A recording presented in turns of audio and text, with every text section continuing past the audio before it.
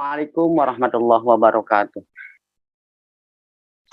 Alhamdulillah rabbil alamin. Asyhadu an la ilaha illallah wa asyhadu anna Muhammadan abduhu wa rasuluh. Ilahi anta maksudi wa ridhaka matlubi a'tini mahabbataka wa ma'rifatak. Allahumma inna nas'aluka wa nawajjahu ilaika bisultani awlika fi hadzal zaman. Ya Muhammad Abdul Ghasif Maslul fi hajatina istiqomah dalam mengamankan, melestarikan thariqah Qadiriyah Naqsyabandiyah Madsrilayah. Al-Fatihah. A'udzubillahi minasyaitonirrajim. Bismillahirrahmanirrahim. Alhamdulillahirabbil alamin arrahmanirrahim maliki yaumiddin. Iyyaka na'budu wa iyyaka nasta'in. Ihdinas siratal mustaqim, siratal ladzina an'amta 'alaihim ghairil maghdubi 'alaihim waladdallin. Para pecinta kesucian jiwa dimanapun Anda berada hari ini, murid-murid Abah yang hari ini hadir, para petugas yang saya hormati, dan seluruh sahibul hajat manakib kita semua yang saya hormati. Alhamdulillah kita bersyukur bahwa sore ini kita kembali bisa manakib dengan memanfaatkan teknologi, memudahkan kita berada dimanapun, baik di perjalanan, baik di rumah, baik kita di luar kota, kita bisa manakib.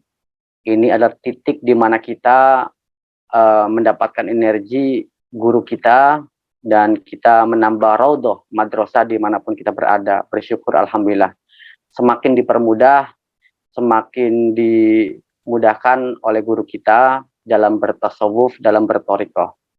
Hadirin rahimakumullah, para pecinta kesucian jiwa, kita tahu bahwa hari ini adalah ulang tahun tanbih ya. Artinya tanbih itu adalah pangeling-eling dari Abah Sepuh kepada Abah Anom, kepada murid-muridnya. Jadi tulisan Abah Sepuh, coret-coretannya, kemudian dilengkapi redaksinya oleh Abah Anom sampai kita hari ini. Sampai Abah Aos, sampai kita hari ini. Saya punya kesempatan pada masa Abah Anom, saya memasuki sebuah ruangan, yaitu ruangan kitabnya Abah Anom. Saya ditunjukkan sebuah naskah, beberapa naskah ya, itu tanbih, tulisan asli Abah Sepuh. Jadi tulisannya itu masih oret-oretan lah. Jadi kalau seandainya ada 4 aspek bahwa kita harus menghormati yang lebih tinggi, kita harus toleransi kepada yang sesama, tidak terjadi persengketaan, sampai kita menghargai orang lebih bawah, dan lain-lain. Jadi Abah Sepuh dalam tulisannya itu kalau saya baca, seingat saya, itu tuh adalah oretan-oretannya. Nah, oretan-oretannya sampai ada coretan yang dicoret oleh Abah Sepuh. Nah, dalam sebuah riset namanya manuskrip gitu ya. Nah, saya memegang betul dan saya merasa bergetar waktu itu karena sesuatu yang luar biasa. Nah, kemudian sama Abah Anom ditulis kembali menjadi redaksi tanbih sampai sekarang. Makanya dari Syekhuna almarhum Abdullah Mubarak, di bawahnya tertanda Syekh Ahmad Sahibul Wafat Tajul Arifin. Nah, ini luar biasa. Nah, maka disempurnakan redaksi tanbih oleh Abah Anom. Nah, tanbih ini sangat luar biasa, para pecinta kesucian jiwa, menjadi pangeling-eling. Jadi warning kepada kita semua sebagai murid thariqah. Sampai kita betul-betul beberapa aspek yang mesti kita patuh kepada aturan ini. Jadi ketika kita hari ini patuh kepada negara, bukan berarti apa-apa. Sehakikatnya kita patuh kepada guru kita. Gitu.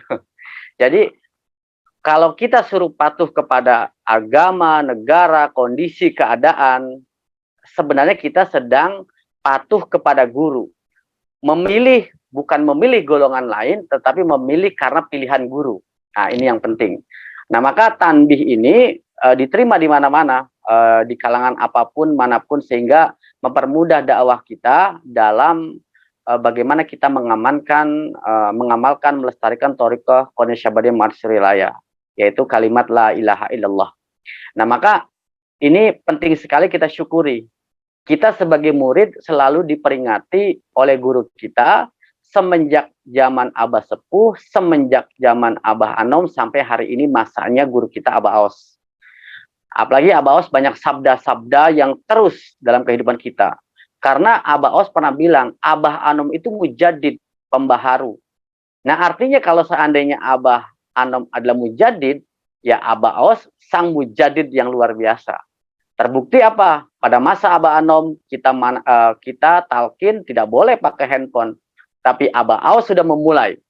Dan ternyata hari ini tidak hanya talkin, tidak hanya talkin menggunakan handphone, tetapi kita memakai Zoom, kan keren gitu ya. Manakib pakai Zoom gitu ya. Kita talkin pakai Zoom. Artinya apa? Inilah beliau sangat pembaharu bahwa thorikoh itu mudah dinikmati oleh siapapun. Terbayang ketika kita masa pada Abah Sepuh. Saya dapat cerita dulu sama dari Kang Haji Dudun. Bagaimana ceritanya di masa itu ketika orang mau belajar zikir, dia harus puasa dulu 40 hari. Nah, 40 hari kita puasa gitu ya. Setelah itu kita juga suruh niis gitu. Suruh nyampe kayak gitu ya. Nah, sekarang Abah sudah membeli semuanya gitu ya. Yang penting punya wudhu. Apalagi sekarang Abah Aos luar biasa. Siapa saja yang karuhun kita, yang mendahului kita, dan kita ada kerabat nasab, kita boleh badal talqin. Masya Allah. Ini luar biasa. Kita bersyukur kita punya guru yang sangat mujaddid, pembaharu gitu ya. Dan beliau itu luar biasa. Luar biasa artinya beliau seimbang antara dunia akhirat.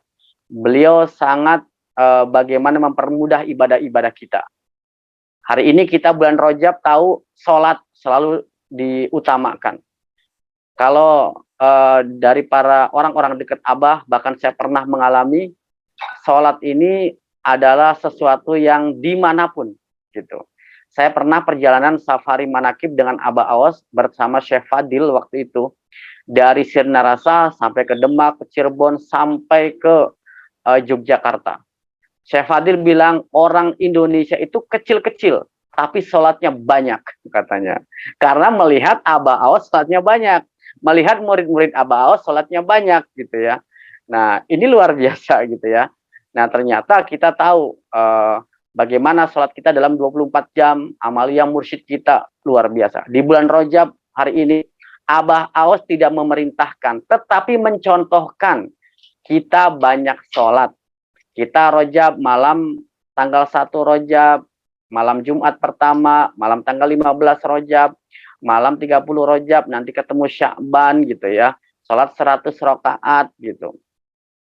Salat 100 rakaat banyak tidak katanya. Banyak orang mengatakan bid'ah. Bid'ah itu apa? Bid'ah itu bahasa kerennya tidak ada pada zaman Rasul. Pertanyaannya kita balik. Salat itu pada zaman Rasul banyak apa sedikit? Tentu jawabannya Rasulullah banyak sholat. Berarti yang bid'ah yang tidak ada pada zaman Rasul itu yang sedikit sholat atau banyak sholat? Yang sedikit sholat. Kita sekarang banyak sholat. Berarti kita mengikuti kanjeng Nabi Muhammad SAW. Malah Nabi sholatnya sampai bengkak. Begitu. Nah, inilah kita penting mengikuti guru ya. Jadi Rajab, Sya'ban, nanti Ramadan kita sudah persiapan. Pada zaman Abah Anom, saya ingat betul ketika itu disuruh riadoh. Rajab suruh puasa 1 bulan. Sya'ban puasa 1 bulan. Ramadan 1 bulan. Syawal 6 hari. Jadi 3 bulan, 6 hari full kita berturut-turut. Itu terjadi pada zaman Abah Anom. Saya disuruh ya dapat riadoh dari Abah Anom. Abah Aos ada kemudahan 1 hari cukup gitu ya, 3 hari, hari Kamis saja. Ini luar biasa, alhamdulillah. Nah, disinilah beliau pembaharu sudah membelinya untuk kita semua, tinggal kita mengikutinya. Nah, hari ini adalah hari di mana kita bersyukur bahwa tanbih peringatan untuk kita semua sebagai murid-murid thorikoh adalah ulang tahun. Artinya kita syukuri. Di dalam tanbih kita tahu ada cinta kepada agama, kita juga harus taat kepada negara, kita juga harus soleh secara ritual, kita juga harus peduli secara sosial. Ini diatur betul di dalam tanbih. Sehingga apa? Kita seimbang. Kita juga kepada orang yang lebih tinggi, kita harus menghormati. Tinggi secara fisik, tinggi secara ilmu, secara amalia, secara kedudukan. Orang yang lebih rendah, kita hargai. Walaupun rendah apapun, rendah usianya, rendah fisiknya, ya, kita lebih tinggi, lebih besar, ternyata yang lain lebih rendah, lebih kecil, kita hargai gitu ya. Sesama, kita toleransi, tidak ada persengketaan gitu. Kata Kiai Dadang, kalau sama yang tinggi harus hormati. jangan body shaming gitu ya. Body shaming istilahnya, kita menghina gitu ya. Woi dasar itu tinggi banget, ada yang lewat, awas hati-hati, itu tiang listrik. Woi tiang listrik lagi lewat. Nah ini udah body shaming gitu ya. Tiang listrik lagi lewat. Sama yang lebih rendah jalan, ada yang lewat patok pramuka. Dia karena kecil pendek gitu. Ini namanya tidak menghargai. Ini bercandanya Kiai Dadang. Nah, artinya apa? Yang lebih tinggi kita hormati, yang lebih rendah kita hargai, sesama kita harus toleransi, tidak ada persengketaan dalam hal apapun. Nah, maka inilah kita betul-betul luar biasa diatur, dibimbing oleh pengersa Abah. Kita juga mesti menyayangi orang yang membenci kepada kita. Nah, di dalam Toriko kita nggak boleh bertanya kenapa, mengapa, tapi bertanyalah bagaimana. Wala takul lima, jangan kau tanya kenapa. Ikuti saja bagaimana caranya gitu. Nah, ternyata setelah diteliti secara neuroscience dalam psikologi Islam, kenapa kebencian itu berbahaya. Kita harus menyayangi orang yang membenci kita. Mesti menyayangi orang yang membenci kita. Mesti. Kenapa? Karena orang yang penuh dengan kebencian, hakikatnya kasihan. Gitu. Ada satu penelitian dalam sebuah riset, dalam penelitian klinis neuroscience, ya, ada orang di klinik ditanya, kamu benci sama siapa? Aku benci sama si A. Oke, kalau benci sama si A, dia hadir bagaimana? Ya aku kesel. Nah sekarang hadir dia, gimana rasanya? Kesel banget. Kalau dia hadir mau ngapain? Saya ludahin dia. Maka orang ini langsung meludah, meludah. Nah air ludah itu diambil oleh peneliti ini dengan pipet ya. Langsung dia masukin ke suntikan. Nah langsung disuntikan kemana? Disuntikan ke serangga. Jadi disuntikan ke serangga, lama-lama serangga itu mati. Nah pertanyaannya adalah kenapa serangga bisa mati? Dicek. Serangga bisa mati karena ada racun. Racun dari mana? Racun dari air ludah. Air ludah siapa? Air ludah orang yang penuh dengan kebencian. Maka diteliti ternyata betul. Air ludah orang yang punya kebencian itu bisa membunuh serangga itu karena beracun. Nah maka orang yang punya kebencian kepada orang, kepada siapapun, hakikatnya dia sedang meracuni dirinya. Kenapa? Dalam tubuh kita 80-85% adalah air. Artinya apa? Di situ racun itulah yang meracuni dirinya. Maka jangan aneh ketika orang sakit fisik sumbernya dari psikis, kejiwaan, dari pikiran. Sekarang banyak orang-orang yang penyakit fisiknya sembuh ketika diselesaikan dengan psikisnya. Ketika di Sofis Klinik Terapi, Ibu Ice Sofiatullah, putri pengersa Abah, itu banyak menangani. Orang-orang yang penyakit fisik ternyata sembuh ketika psikisnya disembuhkan gitu. Jiwanya disembuhkan karena pikiran tadi penuh kebencian, penuh marah kayak gitu. Ada yang stroke datang ke Sofis Klinik Terapi waktu itu. Ternyata ketika diajak ngobrol dia benci sama pasangannya, sama pasangan mantan suaminya, akhirnya dia stroke. Setelah diterapi akhirnya sembuh gitu ya stroke-nya. Nah, ini adalah sumber daripada psikis. Asam lambung sama juga dari pikiran dan psikis gitu ya. Nah, para pecinta kesehatan jiwa ini penting banget bahwa kita harus mengerti kenapa Abah kita mesti menyayangi orang yang membenci kita, karena sayang orang yang membenci kepada kita hakikatnya dia sedang meracuni dirinya dengan racun kebencian itu. Maka hilangkan, replace dengan la ilaha illallah. Agar apa? Emosi kebencian kita lepas pergi, jangan sampai terracuni. Nah, artinya ini ilmiah sekali secara penelitian neuroscience bahwa kebencian ini merusak tubuh kita, merusak fisik kita. Nah, maka ini peringatan buat kita semua sebagai murid-murid Abah bahwa kita harus betul-betul sayang, menebarkan kasih sayang kepada semua orang, menebarkan cinta dan kasih kepada siapapun. Apalagi sesama ikhwan. Kita harus sama-sama bersatu, rapikan hati kita, kolbu kita, diri kita, karena kita bersama-sama punya tugas sama-sama, yaitu dalam apa? Mengamalkan, mengamankan, melestarikan kalimat la ilaha illallah. Kalimat la ilaha illallah ini adalah kalimat misi visi kenabian. Sejak zaman Nabi yang diajarkan kepada para sahabatnya sampai kita hari ini, yaitu jalur silsilah sampai nubuwah itu, kenabian itu kepada guru kita Aba Aos gitu. Nah, tugas kita adalah bagaimana kita kuatkan in tangsyurullah yang syurkum wa yutsabbit aqdamakum. Tolong agama Allah dengan apa? Dengan cara kita istiqomahkan amalan ini, ajaran ini. Ini adalah amaliyah Nabi, amaliyah mursyid. Maka siapapun punya tugas, tidak hanya mubalik, siapapun punya tugas. Hari ini mudah sekali. Sedang nongkrong di warung kopi, ada temannya, kamu stres depresi ya? Sudah, kamu belajar zikir aja. Udah telepon wakil-wakil Abah, langsung talkin hari itu. Dipermudah dengan Zoom boleh, dengan video call boleh, dengan telepon boleh gitu ya.